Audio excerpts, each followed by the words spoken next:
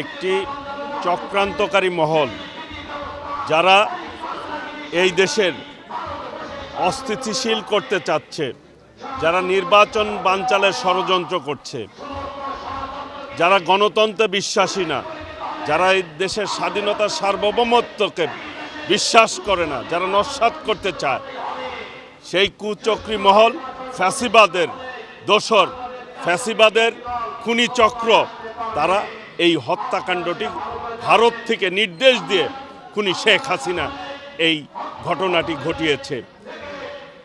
ঘটনা ঘটার পরে ঘটনাকে ভিন্ন খাতে প্রবাহিত করার জন্য দৃষ্টিটা ভিন্ন দিকে দিয়ে এই দিক দিয়ে খুনিরা পালানোর ব্যাপারে সহযোগিতা করেছে। আমি মনে করব যে আজকে খুনিরা কিভাবে পালিয়ে গেল সেই দিকে দৃষ্টি না দিয়ে যারা এই ঘটনাকে ভিন্ন খাতে দেওয়ার চেষ্টা করেছিল, যে তারা প্রকারান্তে খুনিকে পালিয়ে যেতে সাহায্য করেছে। আগামী দিনে সকল হত্যাকাণ্ডের বিচার এই বাংলাদেশের মানুষ এই বাংলাদেশের মাটিতে চায়, যে ফ্যাসিবাদের সকল দোসরদের বিচার এই বাংলাদেশে হোক, এটি বাংলাদেশের মানুষ চায়। অত্যন্ত সঠিক সময় হবে ইনশাল্লাহ। নির্বাচন নিয়ে যতই ষড়যন্ত্র করুক, 12ই ফেব্রুয়ারি ইনশাল্লাহ নির্বাচন হবে।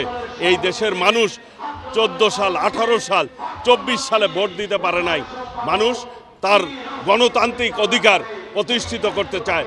সেই জন্য মানুষ আগামী 12ই ফেব্রুয়ারি সকল ষড়যন্ত্র ভেদ করে দেশনায়ক তারেক রহমান আগামী 25শে ডিসেম্বর বাংলাদেশে আল্লাহর রহমতে পদার্পণ করবে।